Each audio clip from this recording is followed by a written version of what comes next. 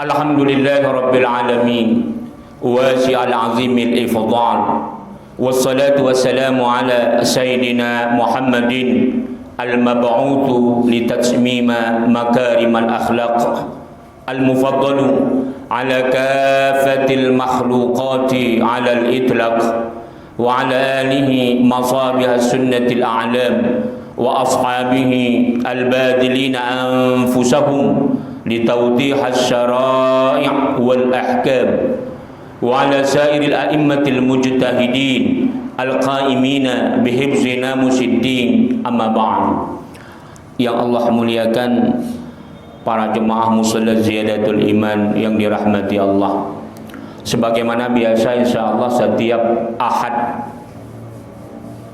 subuh, ba'da subuh keempat, kita membuka kitab Musnad Ibrahim bin Adham, kitab hadis, dan ini termasuk salah satu musnad yang tertua, bahkan lebih tua daripada kitab-kitab sahih, kitab-kitab hadis yang besar. Karena Ibrahim bin Adham ini beliau hidup di masa Umayyah sebelum khilafah Abbasiyah. Subhanallah. Jadi sebelumnya mari sama-sama kita membacakan ulumul Quran, suratul Fatihah.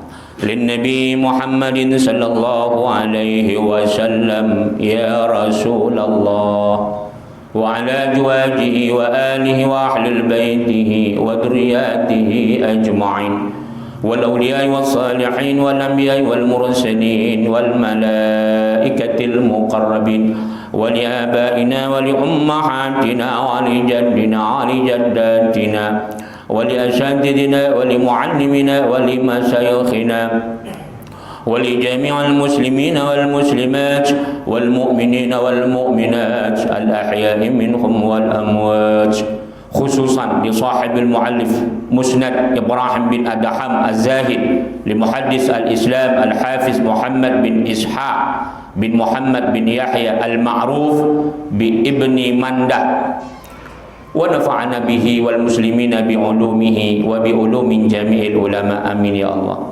Ya Allah, ya Tuhan kami, berilah keberkahan kepada kami di dalam majelis ilmu ini, di dalam majelis kitab fikih ini, kitab hadis ini. Kiranya bermanfaat kepada kami, keluarga, anak maupun keturunan kami. Ya Allah, ya Tuhan, anugerahkanlah kepada kami anak dan keturunan kami menjadi imaman lil muttaqin, menjadi pemimpin bagi orang-orang yang bertakwa. Jauhkanlah kami, anak dan keluarga kami, dari segala malapetaka, bencana, fitnah dunia maupun fitnah akhirat. Jauhkanlah kami dari segala cobaan yang tidak sanggup kami memikulnya. Ya Allah, ya Tuhan, jauhkanlah kami, anak dan keluarga kami, dari segala kemurkaan-Mu karena kebodohan dan ketidaktahuan kami. Jauhkanlah kami, anak dan keluarga kami, dari segala gangguan, tipu daya muslihat, baik yang datangnya daripada golongan jin maupun manusia. Anugerahkanlah ya Allah kami, keluarga kami, umur yang panjang lagi berkah. Karunialah kesehatan, kemajuan dan kesuksesan segala amal usaha yang kami lakukan.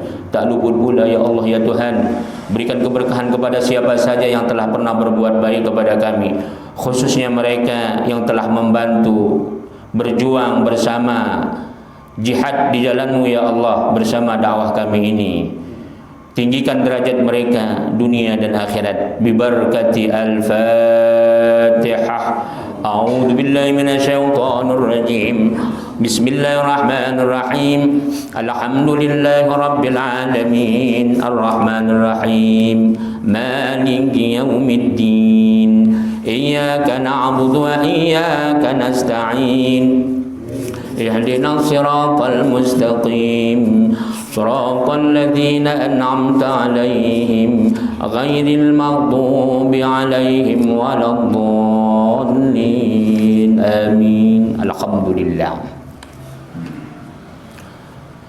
Jadi tak bosan-bosan kita mengingatkan kembali bahwasanya Musnad Ibrahim bin Adham ini adalah kitab turas yang sangat tua, supaya ada rasa cinta kita mencari keberkahan kepada kitab. Nggak terbayangkan di Ciracas kita membuka kitab asli daripada Musnad Ibrahim bin Adham. Boleh di googling ulama-ulama seluruh dunia sampai Indonesia, banyak sekali cerita tentang Ibrahim bin Adham. Sangkin-sangkinnya beliau Ibrahim bin Adham ini adalah seorang ulama sufi, ahli fikih, yang akhlaknya, yang ucapannya sampai sekarang itu menjadi tuntunan, menjadi mau'izah, menjadi rujukan ulama-ulama besar. Padahal kitab musnadnya tipis sekali. Subhanallah. Dan yang lebih bersyukur lagi adalah yang kita buka adalah kitabnya, bukan cerita yang saya bentangkan dalam majelis ilmu semata. Banyak kita jumpai di Google, di YouTube, cerita Ibrahim bin Adham adalah cerita bagaimana keagungan beliau, bagaimana karya beliau, bagaimana zuhudnya beliau. Tapi bisa kita katakan tidak ada kitabnya yang asli yang dibacakan. Makanya rasa syukur kita kepada Allah Subhanahu wa taala, diberikan Allah nikmat umur, nikmat kita bisa membaca kitab beliau yang aslinya. Jadi bukan hanya sekedar mencuplik daripada tausiah, wasiat-wasiat dia gitu ya. Jadi ibarat kita menceritakan wasiat-wasiat Imam Ghazali tapi tidak membaca kitabnya. Itu lebih tinggi martabat kita membaca kitabnya. Ada orang memberikan mau'izah tentang Al-Quran, tapi lebih tinggi martabatnya kalau kita langsung membaca Al-Quran yang kita jabarkan kandungannya. Makanya maqam daripada majelis ilmu itu yang tertinggi adalah majelis ilmu yang di sana ada membaca kitab. Itu dia ya, martabat yang paling tinggi. Baru setelah itu ada lagi yang lebih tinggi, majelis ilmu yang dia pakai kitab tapi kitabnya apa saja, namun yang diajarkan pertama kali adalah fikih. Kalau sudah fikih yang diajarkan di dalamnya ada tauhid, itu sudah pasti. Di sana ada tafsir, sudah pasti. Tidak akan mungkin fikih dia tidak termasuk di dalamnya tafsir, karena fikih itu adalah merupakan tafsir. Setiap orang mengajarkan fikih pasti dia mengajarkan hadis. Tidak akan mungkin ada orang mengajarkan fikih tak ada hadisnya. Iya. Tidak akan mungkin itu. Coba tunjukkan sama saya ada kitab fikih yang nggak ada Quran dan hadisnya, itu tidak mungkin. Kecuali matan ya. Kecuali matan. Tapi asalnya tetap itu rujukannya Quran dan Sunnah. Kita katakanlah Minhajut Thalibin. Minhajut Thalibin oleh Imam Nawawi itu sengaja tipis beliau buat, hanya matanya kesimpulan fikih semua, nggak ada Quran hadisnya. Sedikit kali Quran hadisnya, sedikit sekali. Mungkin boleh jadi hanya 25%. Tapi itu Imam Nawawi mensyarahkan Sahih Muslim sampai 15 jilid, belum lagi syarah Muhazzab 1 meter lebih. Udah Minhajut Thalibin sekarang dipelajari di pesantren-pesantren, kita katakanlah Kulyubi 4 jilid. Belum lagi disyarahkan kitab-kitab yang lain dengan matanya Minhajut Thalibin. Itu Quran dan Sunnahnya luar biasa. Luar biasa.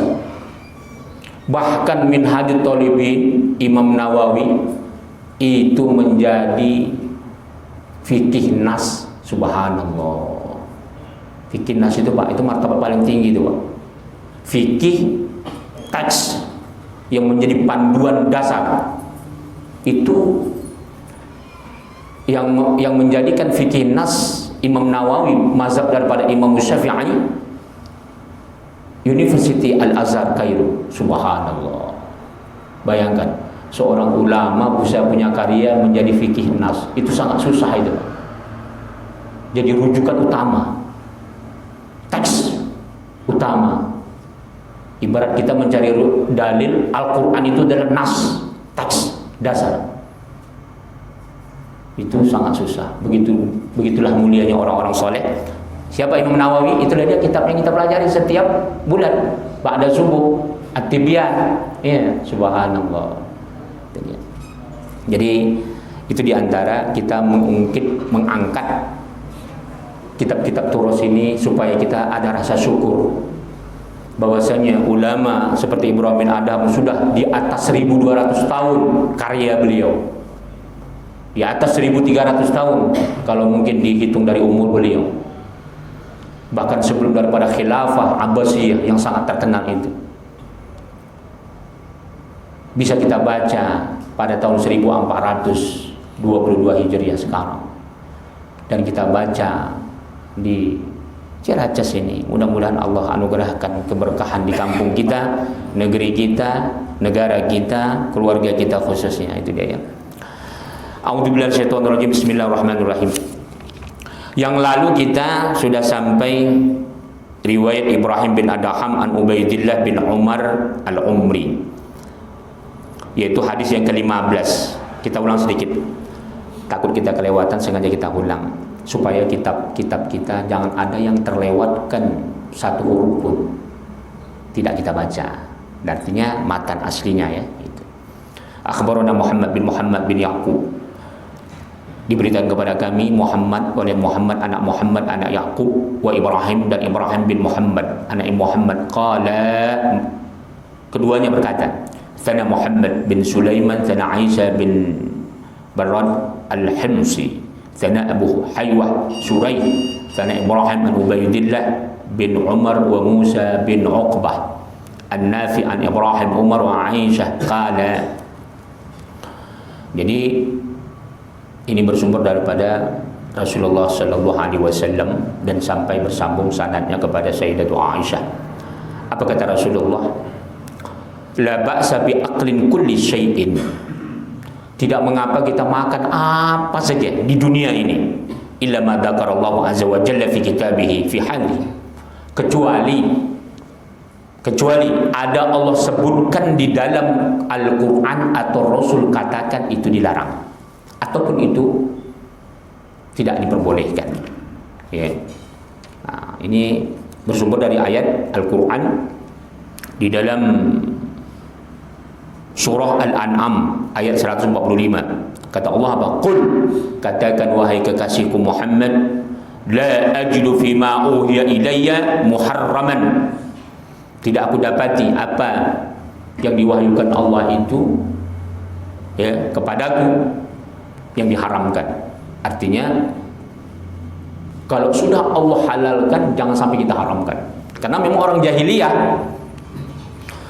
jahiliyah dulu Pak, itu banyak yang halal diharamkan. Contoh, unta itu halal sama mereka. Tapi kalau sudah mereka jadikan nazar, mereka gunting telinganya. Nanti saya kalau bisnis berhasil, saya akan bernazar mengorbankan 1 ekor unta. Tapi bukan dipotong, bukan dimakan, bukan disedekah, bukan. Udah, 1 ekor unta itu dilepas Pak. Dan itu orang Arab jahiliyah nggak ada yang berani menyentuhnya. Bagaimana cara menandanya? Digunting Pak telinganya. Makanya Allah turunkan itu ayat la'anahumullah wa qala. Di dalam Al-Quran itu disebutkan dilaknat Allah, di antara perkara yang dilaknat Allah adalah menggunting telinga binatang. Bukannya telinganya, termasuk mencacat, memberi binatang itu kita cacatin, apa namanya? Kita cederai tanpa sebab syar'i. Kemudian orang yang merubah bentuk badannya,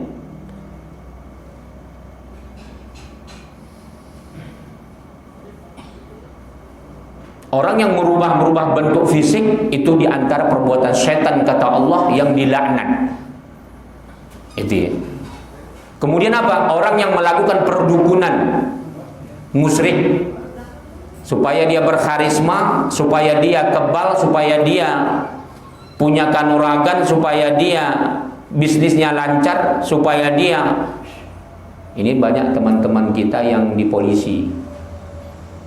Ini selalu saya tegur bertahun-tahun. Saya berdakwah sejak pulang dari Kairo tahun 2004. Selalu saya menasihati polisi. Paling banyak terjebak tentara kita. Paling banyak terjebak dengan hal-hal mistik. Ada teman saya Densus dulu Pak, tahun 2006. Kalau nggak silap 2006 atau 2006 mungkin lebih kurang. Jadi karena dia sering mengawal pejabat, tahu lah pejabat daerah, beda kalau kita ngawal Jakarta kan aman-aman aja ya kan, nggak ada hutan, nggak ada ini kan. Dia ngawal pejabat tuh masuk hutan keluar hutan. Jadi itulah dia kerjaannya. Pagi sore siang malam kerjanya nyari ilmu kanuragan. TNI kita pun gitu juga. Makanya saya nggak pernah bangga saya nengok Kopassus kita latihan bisa matahkan besi, bisa makan api, bisa jalan di atas air, nggak bangga saya. Malu saya ini. Bukan itu kehebatan tentara itu, otaknya ini dipakai. Makanya cita-cita saya dulu kepingin tentara kita ini kalau bisa dari pangkat paling rendah kopral, di bawah kopral itu prajurit 2 yang satu merah itu. Kalau bisa kita harus bisa bikin mereka itu hafal Quran, mempelajari semua bahasa. Baru mereka di testing yang hebat bahasanya dan paling banyak membaca kitab, membaca buku lah ya. Kalau kitab nggak mungkin lah ya, jarang berapa persen aja. Baca buku. Baru mereka diuji intelijensianya. Dari pangkat prada kopral itu bisa kita naikkan langsung 3-4 tingkat, nggak masalah.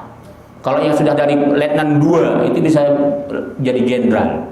Dan jenderal nggak akan bisa dapat bintang kalau dia belum keliling dunia. Kalau membacanya belum sampai 5 jam per hari. Kita kan enggak. Coba tanya jenderal kita, membacanya berapa jam per hari? Paling-paling kalau kita datang ke rumahnya, lemari-lemari kaca yang penuh dengan pernak-pernik hiasan. Kitab itu nggak jadi kebanggaan, buku itu nggak jadi kebanggaan. Jadi kalau yang macam Prabowo yang cinta buku itu jarang sekali jenderal, jarang itu. Jadi kalau Prabowo cinta buku, wah man, itu bagus itu. Itu diantara jenderal yang paling bagus itu. Saya belum pernah temukan di Indonesia dokter yang intelektual yang punya karya banyak dibandingkan dengan jenderal-jenderal yang ada di Mesir. Ada sih di Indonesia, Hanasution di antaranya. Tapi karya dia pun biasa saja, hanya berkaitan dengan politik praktis. Di Mesir, Pak, Dr. Ukasha itu jenderal luar biasa.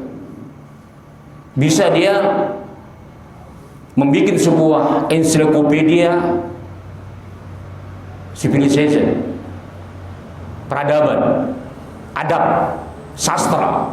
Oh, itu luar biasa. Belum lagi jenderal-jenderal yang lain. Banyak mereka punya karya-karya yang luar biasa. Rata-rata jenderal orang-orang Timur Tengah itu kuat membaca, termasuk Eropa. Makanya orang-orang Barat itu, walaupun dia seorang seniman, dia seorang artis, bisa jadi presiden, membacanya kuat. Kita enggak, pangkat bintang 4 membacanya mesti bisa diukur jari. Lebih cinta dia membeli keris yang ada isinya daripada dia membeli buku. Bagaimana kita mau bisa menjadi negara yang mengukir peradaban kalau kita malas membaca? Nah, itu kita kembali kepada perkara Rasulullah mengatakan, kalau tak ada yang diharamkan Allah, jangan kita haramkan. Jadi kebiasaan jahiliyah itu. Begitu juga kalau dalam masyarakat jahiliyah, kalau ada kambing atau sapi, apabila sudah 10 kali dia bisa membuntingi betinanya, itu nggak boleh dimakan. Dilepas, jangan coba-coba dimakan, nanti katanya kualat. Ya kayak kita lah, orang hamil kalau nggak pakai bawa gunting nanti bisa kualat katanya. Iya kan, kayak gitulah itu. Jangan duduk depan pintu pamali gitu.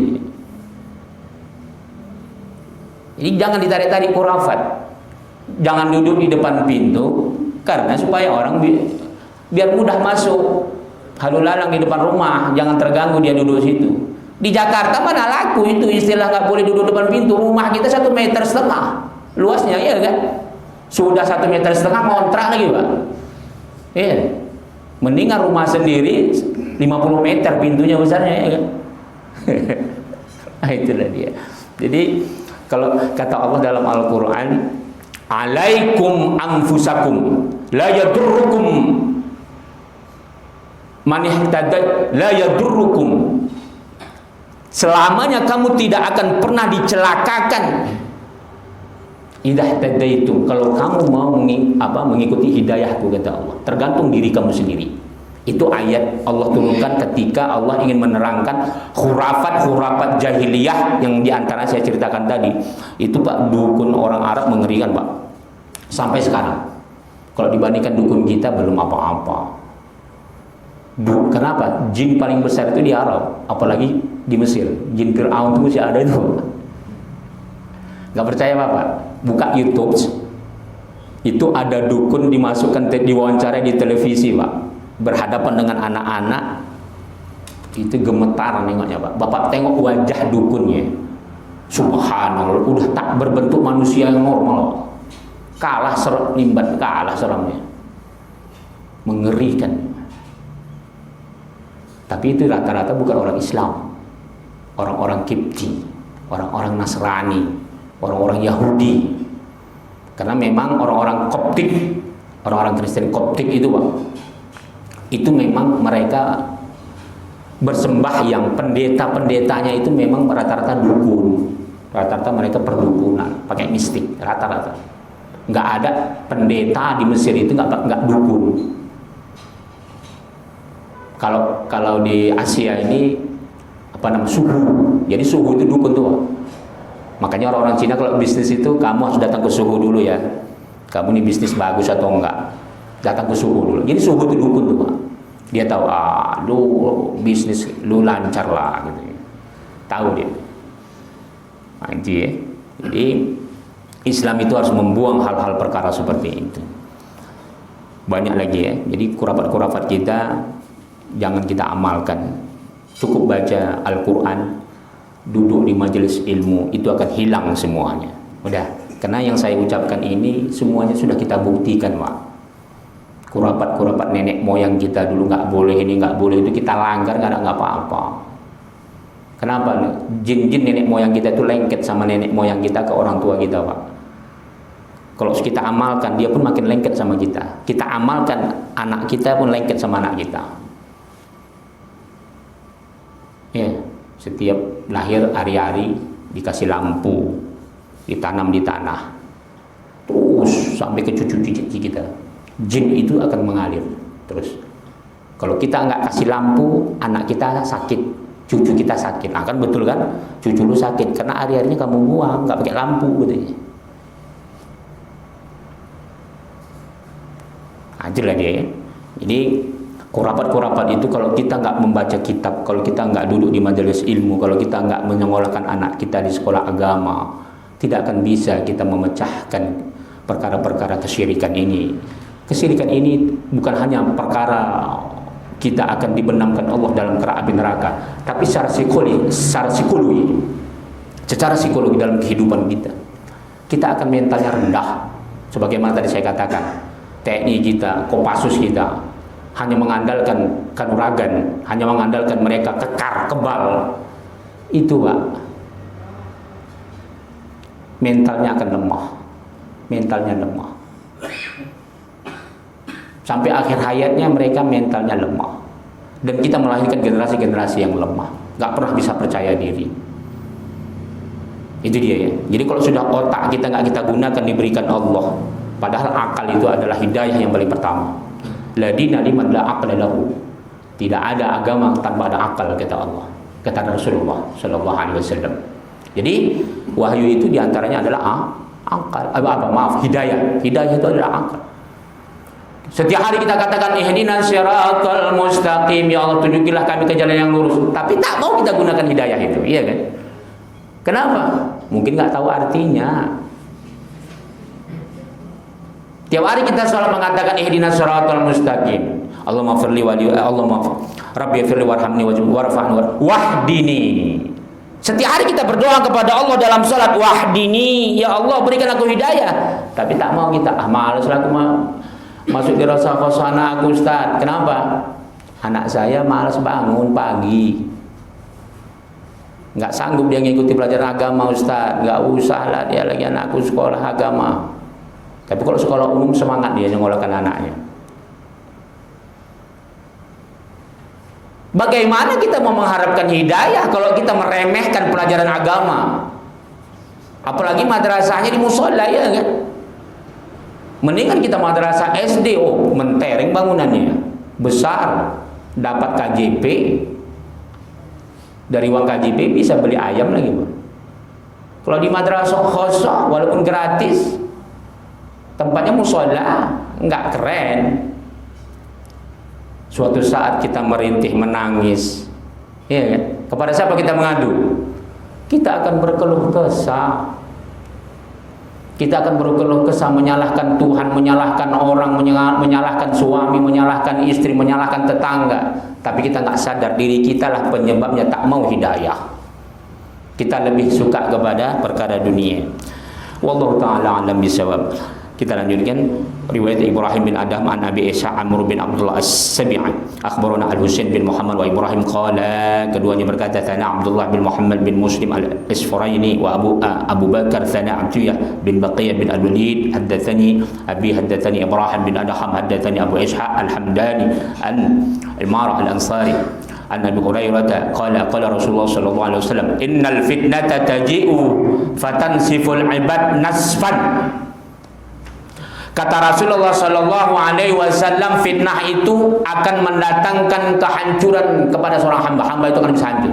Mendatangkan kehancuran dan seorang hamba akan bisa hancur. Itu fitnah. Makanya hati-hati dengan fitnah. Fitnah itu apa? Bermacam-macam. Ada fitnah itu maknanya al-fitnah itu asyadu minal qatl. Kita menuduh orang yang tak dia lakukan. Makanya fitnah itu lebih kejam daripada pembunuhan. Tapi makna fitnah ini umum. Fitnah ini adalah cobaan berbagai macam ragam apa saja yang terjadi di dunia ini. Bertahun-tahun nikah nggak punya anak, bertahun-tahun kita bekerja miskin terus, bertahun-tahun kita makan obat nggak sembuh-sembuh. Bertahun-tahun kita berbuat baik dihina orang, diremehkan orang lain. Bertahun-tahun kita senyum dimaki orang. Ya, fitnah banyak. Adil dia. Apa kata Rasulullah? Wa yanjul 'alimu minha bi'ilmihi. Mereka akan selamat. Siapa yang menyelamatkannya? Al-'alimu, orang yang alim. Ya, karena ilmunya. Subhanallah. Jadi kalau kita mau terhindar daripada segala fitnah tadi itu, duduk di majelis ilmu. Ya. Subhanallah. Pahit-pahit kita tengah malam bangun untuk kita mendatangi majelis ilmu, itu adalah menjadi benteng diri kita. Sebab majelis ilmu tanpa kita sadari, kita sabar dengan majelis ilmu anak dan istri kita, Allah lindungi di rumah. Sebab kita cinta majelis ilmu, keturunan kita menjadi orang yang saleh dan salehah, menjadi imaman lil muttaqin, menjadi pemimpin bagi orang-orang yang bertakwa. Itu orang yang cinta ilmu. Jadi martabat ilmu luar biasa. Bagaimana kita bisa mengetahui perkara yang halal, perkara yang haram tanpa ilmu? Lebih dari itu, Rasulullah mengatakan segala fitnah itu akan bisa diselamatkan oleh ulama karena ilmunya. Ya. Fitnah anak kita lebih cinta main game online daripada belajar. Bagaimana fitnah anak kita narkoba, berzina, nauzubillah. Masih kecil udah bercewek, bercinta. Nauzubillah, tsumma nauzubillah. Kita kalau baca media sekarang mengerikan, Pak. Anak SD sudah kumpul kebo, aduh la ilaha illallah. Jadi kalau kita nggak cinta orang alim, nggak akan bisa kita terselamatkan oleh fitnah dunia ini. Tidak akan bisa. Jadi kata Rasulullah dalam hadis sahih yang diriwayatkan Imam Tirmizi, "Man qara'al Qur'ana." Barang siapa yang membaca Quran, fastazharahu. Apa yang dikatakan fastazharahu? Yang dia zahirkan. Artinya hifzahu, ay hifzahu an zahrin qalbin. Hafal dia. Sampai ke hatinya. Fahalla halalahu wa harrama haramahu. Dari Al-Quran itu dia menghalalkan yang dihalalkan Allah dan mengharamkan, istiqomah dia menjauhi yang haram yang dia haramkan Allah, yang haram yang diharamkan Allah. Makanya dia pakai sigat mubalaghah, harrama, ahalla, fa ahalla, mudha'af. Jadi terus menerus. Enggak selamanya hari ini dia makan yang halal, besok yang haram. Itu berarti dia kalimatnya bukan ahalla, halal. Ya, sekarang halal, besok haram. Jadi kalau udah fa'ahalla halalahu, berarti dia istimrar, terus menerus melakukan makan perbuatan yang halal-halal. Udah, apa kata Rasulullah? Orang yang membaca Al-Quran kemudian dia mengamalkan Al-Qurannya, siapa mereka? Di antaranya kita majelis ilmu. Wa harrama haramahu, dia mengharamkan yang diharamkan Allah. Adkhalahullahu jannah, Allah masukkan dia surga. Wa syafa'ahu fi asratin min ahli baitihi kullihim qad wajabat lahumun nar. Allah, la ilaha illallah. Pertama dia dimasukkan surga. Yang kedua, dia bisa memberikan syafaat keluarganya sebanyak 10 orang. Meskipun kata Rasulullah keluarganya yang 10 ini sudah dipastikan masuk di dalam kerak api neraka. La ilaha illallah. Ya. Jadi kita sabar anak kita masuk pesantren. Jangan kita mengeluh jauh, aduh anakku cuma satu, anakku yang kucintai jauh kali. Berapa banyak orang yang saking cinta sama anak enggak mau bersakit-sakit dalam menuntut ilmu. Kata para ulama, la tunalul azzah illa bimururil baliyah. Tak akan bisa kita memperoleh izzah. Apa izzah? Azza ya azzu, azzah, azizan. Orang tidak akan bisa, itu artinya orang yang mulia, orang yang kita tidak akan bisa mencapai kemuliaan kalau kita tidak melalui dulu beberapa kepahitan. Baliyah, bala. Harus sedih dulu, harus susah. Belajar memang harus susah. Sedangkan kita untuk memenuhi syahwat kita, syahwat perut, syahwat mata saja kita berani susah, ya. Apatah lagi kita mau membersihkan hati kita, mau generasi kita.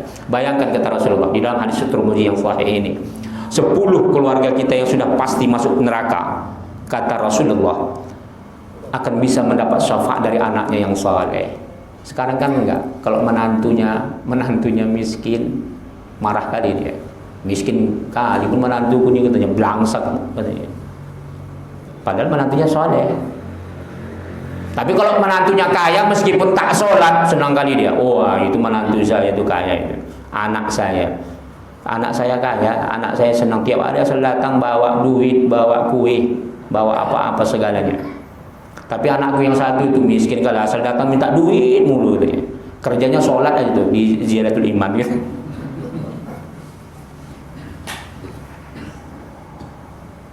Tapi lebih sedih lagi, sudah miskin tak sholat. Oh aduh, kalau itu hancur kita. Menantu saya sudah miskin nggak sholat, kalau itu nggak ada bisa diharap lagi tuh. Mendingan menantu saya kaya, anak saya kaya, tapi dia rajin taklimnya. Allah, iya. Jadi itulah dia. Kita berapa tahun lah di dunia ini. Sedangkan kita umur 40 tahun, 50 tahun saja udah terbatas kita mencicipi dunia ini. Penyakit kita banyak, makan banyak salah, makan sedikit salah, tak makan menyalah. Ya. Kita pikir kenapa lah kok mimpi kita buruk aja. Kita pikir entah mungkin diganggu setan, rupanya karena kurang makan. Nah, itu. Jadi kata Rasulullah, fitnah itu akan bisa diselamatkan oleh orang alim karena ilmunya. Makanya kita harus memuliakan ulama dan ilmunya. Yang terakhir, ini terakhir atau masih ada 3 jam lagi?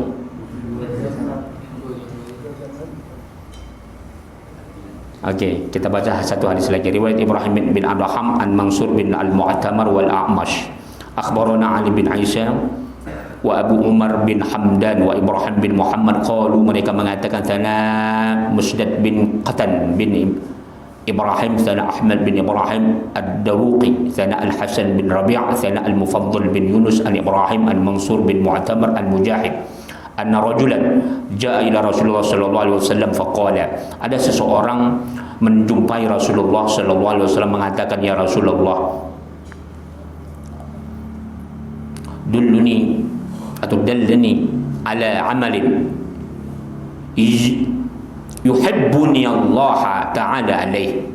Ya Rasulullah, coba tunjukkan kepadaku ya Rasulullah, apa amalan apa yang menyebabkan Allah cinta kepadaku, wahibbuni alaihin nas, tapi juga manusia cinta sama aku.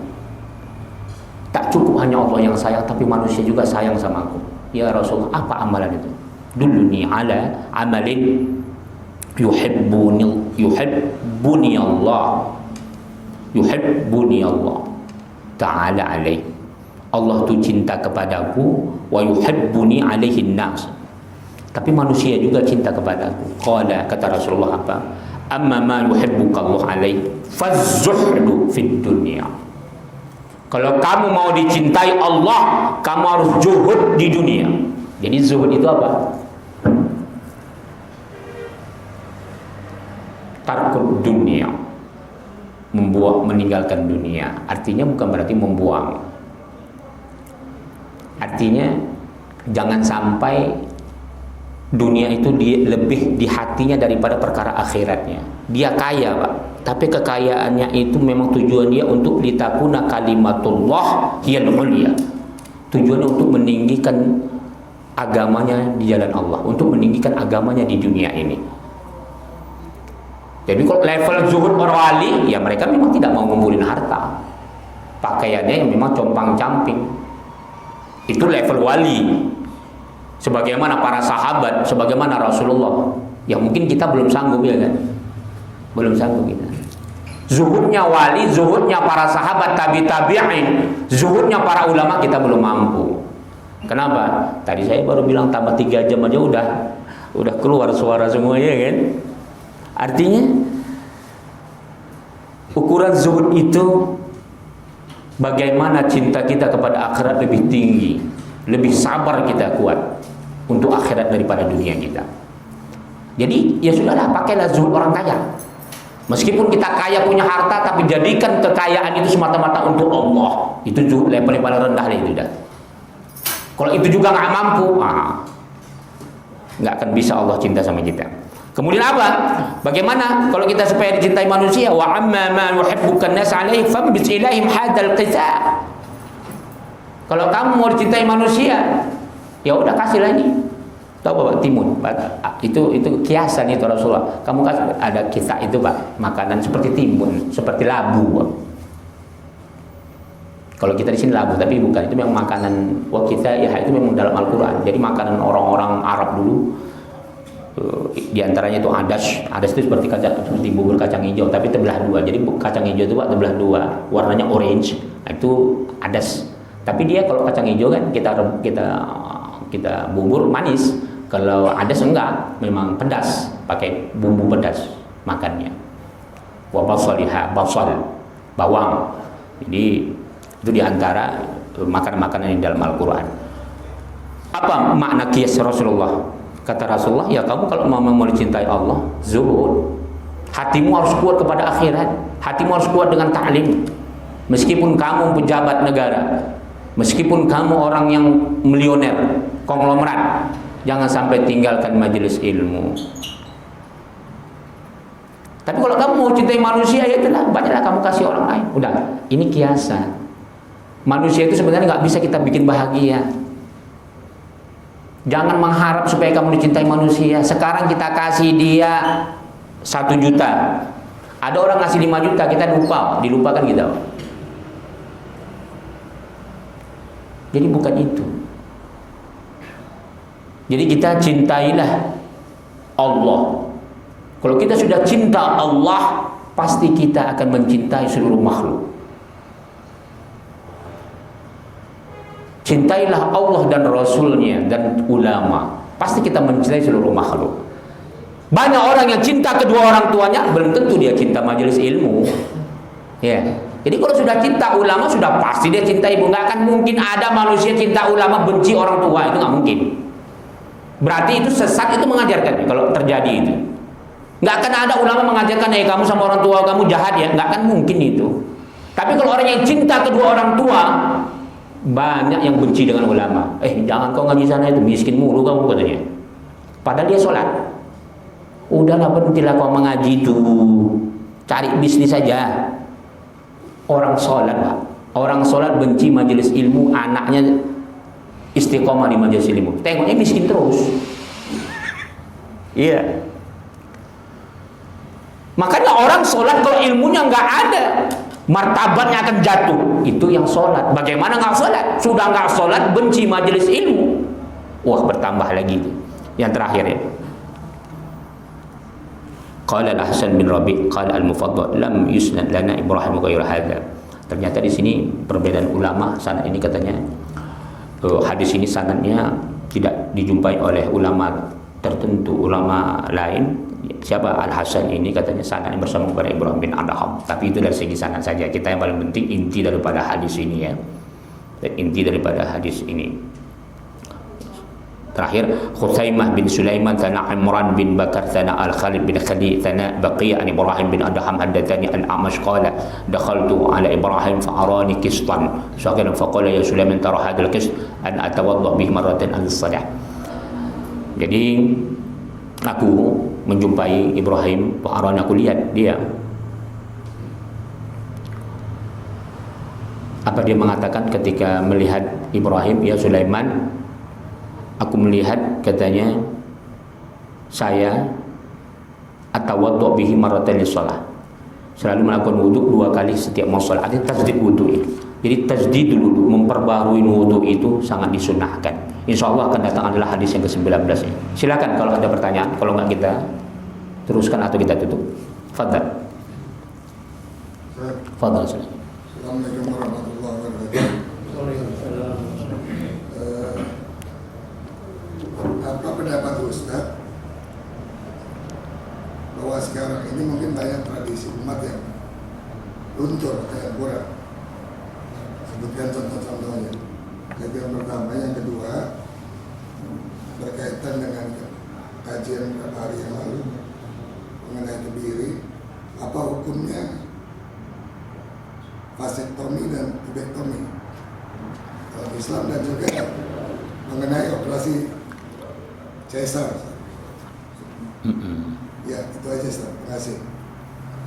Alhamdulillahirabbil alamin. Mengenai budaya yang sekarang sudah luntur. Ya, banyak sekali ya. Budaya sudah luntur banyak. Cinta ilmu, budaya tidak jadi budaya. Cinta ilmu. Tapi kalau cinta majelis ta'lim banyak. Tapi cinta ilmu kurang. Artinya majelis ta'lim yang bersenandung, yang makan-makan, itu yang diutamakan. Tapi kalau majelis-majelis kitab, yang baca kitab ya, saya pengalaman juga di Jakarta Timur, di Jakarta Selatan. Syekh Sulaiman, Kiai Sulaiman itu asli orang Betawi.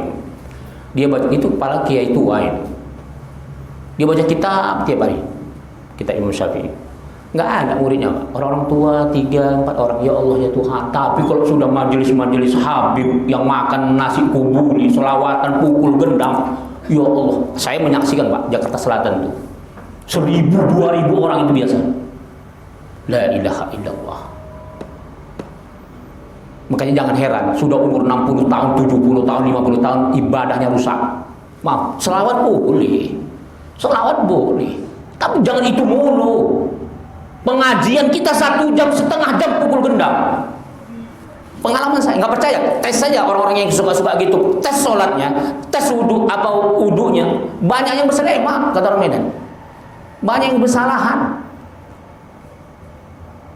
Bagaimana masbuk? Saya udah sering saya tes itu. Ketika masbuk kita pegang dia, kita tarik karena kita nggak ada kawan, katanya pukulnya. Pada selawat dia tiap kemana taklim kuburi datang dia. La ilaha illallah.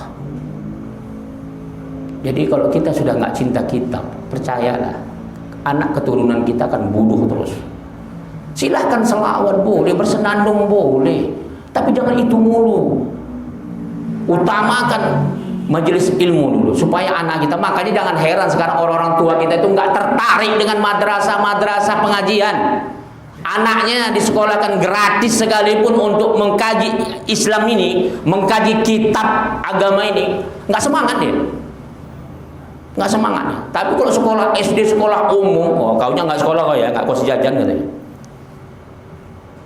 Kalau sekolah agama, gurunya itu nggak ini katanya, nggak bagus katanya, nggak ada senyumnya, nggak ada lawaknya katanya, nggak usah datangilah katanya. Disuruhnya gurunya supaya anaknya senang. Emangnya badut apa? Bayarlah badut tuh supaya senang anak kita. Ya, odong-odong dibayar. Masa mu'alimnya disuruh supaya melawak supaya anaknya betah ngaji? Emangnya badut? Memangnya dia pelawak apa? Ngaji itu harus sedih, harus sakit. Kalau orang dulu Pak, ulama-ulama kita, maaf, ini saya ceritakannya, wali Allah Pak. Tapi nggak boleh kita lecehkan. Begitulah kerasnya mereka. Muridnya datang pakai sepatu Pak, pakai tali sepatu pakai tali Pak. Kata dia Pak, ini talinya salib katanya. Dibuang ke sungai Pak. Wali Allah itu Pak. Padahal kalau kita pakai ilmu modern, masa gara-gara tali sepatu saja. Tapi ketaatan kita kepada ulama, kesabaran kita kepada ulama menjadikan murid-muridnya ulama besar. Kita dulu Pak berfoto dengan ulama, bangga, senang sekali Pak. Kita abadikan fotonya. Sekarang Pak, boro-boro ada orang yang mau foto dengan ulama. Kalau dengan selebritis senang kali dia. Oh, komentar agama di WA, komentar di Facebook. Tahu apanya? Ikonnya foto sama seleb. Oh, subhanallah. Bangga kali dia. Anaknya kawin, Pak. Foto-foto rame-rame. Foto dengan temannya, kalau ada selebritis, lebih bangga lagi dia foto. Ulama, Pak, mendoakan anaknya, jangan foto tuh, bikin kotor aja katanya, nggak usah difoto aja. Seharusnya kita bangga, nak, kau dulu nikah, nak, ulama datang di sini, biar berkah perkawinan ini. Nggak ada itu Pak. Kita lebih bangga foto dengan pejabat, dengan ini, ya.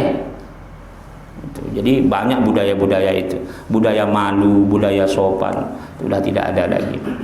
Itu dia. Terakhir tentang masalah vasektomi. Ini sudah lama saya kaji vasektomi. Jadi ada KB Pak. Kalau perempuan KB itu nama tahdidun nasal. Itu jumhur ulama mengatakan boleh karena dia pembatasan, dia sifatnya tidak permanen, karena sifatnya hanya cangkok, dia itu nyering. Beda dengan vasektomi. Vasektomi itu Pak, itu dibedah kemaluan laki-laki itu Pak. Dibedah, memang alat kesuburannya itu langsung disumbat. Itu risikonya fatal. Terus terang saya itu mengharamkan. Saya mengharamkan karena dia langsung al-udu, anggota tubuh yang dicederai. Kalau KB kan nggak dicederai, dia kan ditutup, bisa dibuka kembali.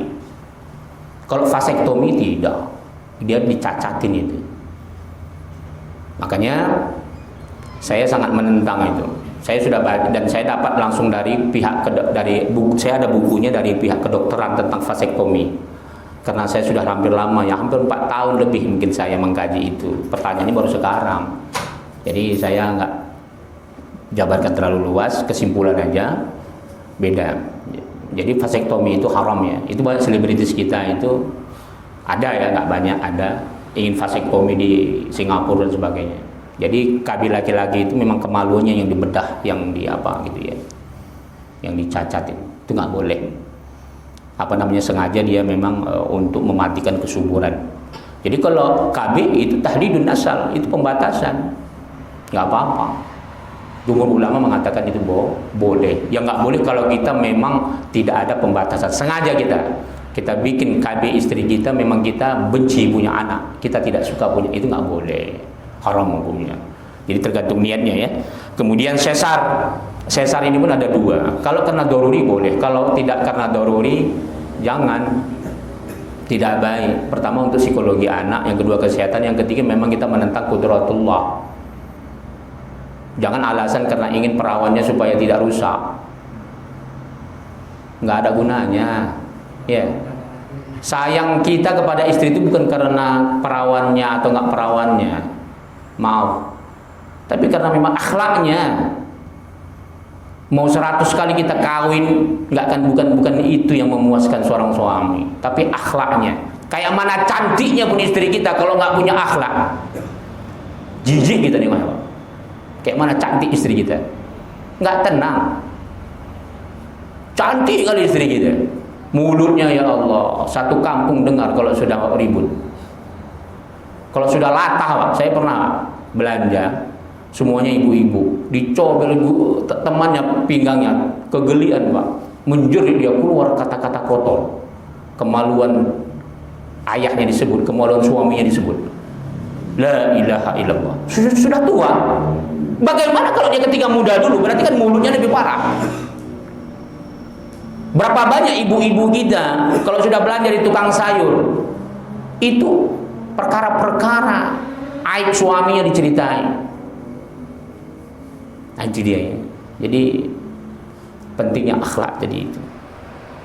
Jadi bukan itu untuk kelanggengan itu ya. Jadi laki-laki jangan vasektomi. Jangan ya. Haram mutlak itu, kalau saya pribadi saya haramkan itu. Saya nggak tahu dulu itu sempat mau dihalalkan oleh MUI. Tapi mesti dikaji terus. Karena kalau dari segi modus operandinya, bagaimana cara kerjanya itu memang sangat ini. Kemudian sesar tadi ya. Sesar tadi itu kesimpulannya ya. Kalau dia kan ada orang memang udah gitu, rata-rata dokter cari untung, Pak. Maaf ya. Dia kalau tahu ini kaya ini. Kalau kaya itu langsung ditawari sesar, Pak. Karena memang sesar kan di atas 5 juta itu. Ini miskin. Ah, kalau miskin tunggulah Bu dulu ya, dikusuk-kusuk badan tuh biar natural gitu aja. BPJS ya gratis gitu aja kan. Jadi la ilaha illallah. Sekarang ini kesehatan itu cari duit. Makanya hati-hati dokter ya. Dokter itu Pak 50% kerjaannya itu haram. Tergantung dia bisa menjalankan kedaruratannya. 50% batil, haram, dilaknat Allah, dokter. Tahu Bapak apa yang saya maksud? Kecuali kalau dia bisa menjalankannya dengan tahapan, dengan doruri yang sangat. Itu dokter Pak. Sekarang ini dia, apalagi kalau dia dapat tugas, itu dia akan, dokter laki-laki akan memeriksa dokter perempuan. Itu sudah biasa di Indonesia, di mana-mana. Merasa nggak berdosa. Dokter perempuan gitu juga, memeriksa laki-laki sesukanya. Padahal sebenarnya dokter laki-laki perempuan itu ada, setiap rumah sakit harus disiapkan. Ini ada rumah sakit pemerintah, dokter laki-laki itu nggak, laki-laki saja. Jadi memeriksa perempuan semua dia. Jadi sebab daruri itu pakai syarat, bukan sementang dia dokter tugasnya untuk dia meronsen memeriksa itu seolah-olah halal segalanya. Nggak bisa itu. Maaf. Rasulullah Shallallahu Alaihi Wasallam mengatakan, mayit saja Pak, mayit laki-laki apabila mati tidak ada yang memandikannya kecuali itu perempuan semua. Tidak boleh dimandikan perempuan. Apabila seorang wanita mati, tidak ada yang memandikannya, semua laki-laki yang ada. Apa kata Rasulullah? Ditayamumkan dia.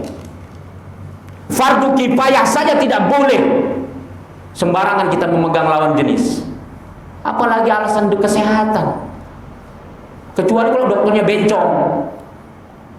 Maaf ya, ini mengerikan kita. Makanya jangan heran kalau Allah turunkan azab itu bukan hukuman hanya untuk kepada pemimpin kita. Walaupun nanti rumah sakit itu pasti muaranya ujungnya pemimpin juga yang bertanggung jawab. Seenaknya saja dia. Jadi seharusnya harus ada pilihan. Kalau perempuan dia pasiennya, letakkanlah. Ini kadang-kadang bukan. Malah justru ibu-ibu yang oh dokternya laki-laki enak katanya. Saya diperiksa, apalagi orang hamil. Maaf Pak ya, seorang ibu hamil kalau sudah di atas 7 bulan itu tangan dokter itu wajib masuk untuk mengetahui perkembangan janin. Saya mau tahu, istri bapak disogok sama dokter laki-laki, kemaluannya bapak redo nggak? Maaf, bahasa saya kasar. Karena kalau nggak saya sebut gini, orang nganggap dokter seolah karena sebab darurat saja, berobat saja. Banyak ada orang sekolah agama perempuan, baru apa? Baru periksa ronsen anak hamil yang ke-7 bulan. Mana dokternya? Laki-laki disebutnya. Oh, dokternya ramah kali. Ya ramah lah, ada dipegang badannya. Apa tak ramah? Coba nenek-nenek muntah aja. Maaf, saya demi Allah, ada seorang dokter pengakuan sama saya. Walaupun mereka disumpah dokter Pak, syahwat itu nggak bisa disumpah. Sedangkan ulama saja dia nggak bisa. Maaf, kita saja Pak, praktek sholat nggak saya izinkan anak perempuan praktek di madrasah terus kita, madrasah kita. Kita suruh di rumah dia belajar. Praktek sholat saja. Perempuan tidak kita ajarkan langsung. Kecuali kalau gurunya ada perempuan. Apalagi dokter. Ulama saja belum tentu dia bisa menjaga syahwatnya. Apalagi dokter yang sholatnya nggak beres, yang fasiknya lebih banyak. Bagaimana bisa menjamin itu? Kecuali kalau dia bencong nggak normal. Tapi kalau bencong meriksa laki-laki, dia pula yang nggak, yang ini kan lebih salah lagi. Hati-hati. Itu kalau dibolehkan laki-laki itu sebab doruri sekali. Contoh operasi besar, mesti ada laki-laki, ada perempuan. Nggak sembarangan, karena pengakuan dokter ada sama saya. Saya pura-pura nggak tahu. Ini Pak, dia itu menikmati memegang perempuan. Rata-rata ibu-ibu istri-istri orang. Hati-hati itu. Saya pernah marahin dokter ketika mereka sesama mereka baik laki-laki perempuan itu Pak nggak menghalangi Pak. Pasiennya seandainya perempuan atau laki-laki itu nggak pernah dihalangin itu. Mau dokternya laki-laki perempuan masih dibiarin. Itu pernah saya bentak itu Pak. Merah padam, nggak peduli saya. Itu ya. Jadi hampir kayak binatang udah. Jadi dengan alasan dokter menghalalkan segala cara. Hati-hati itu. Jadi jangan sampai kita ini ya bangga kita memeriksa istri kita sama dokter laki-laki. Kecuali kalau udah doruri sekali, kira-kira memang nggak ditemu, itu pun mesti ada saksi kawan yang bisa melihatnya. Suami harus lihat. Kalau yang sudah sangat, jadi ada tahapannya. Bukan semua sakit. Coba hanya sekedar ronsen saja, ronsen untuk kehamilan itu ke dokter laki-laki kan aneh itu. Itu dia. Wallahu ta'ala alam bisawab. Silakan kita tutup ya. Bibarakati al-Fatihah. A'udzu billahi minasyaitonir rajim. Bismillahirrahmanirrahim. Alhamdulillah rabbil alamin arrahmanir rahim maliki yaumiddin. Iyyaka na'budu wa iyyaka nasta'in. Shiratal ladzina an'amta 'alaihim ghairil maghdubi. A'udzu billahi minasyaitonir rajim. Bismillahirrahmanirrahim. Allahumma ij'al hadzal majlis barakatan wa mubarakah wa ba'id 'alaina fitnatan minad dunya wal akhirah. Walhamdulillahi rabbil alamin. Assalamualaikum warahmatullahi wabarakatuh.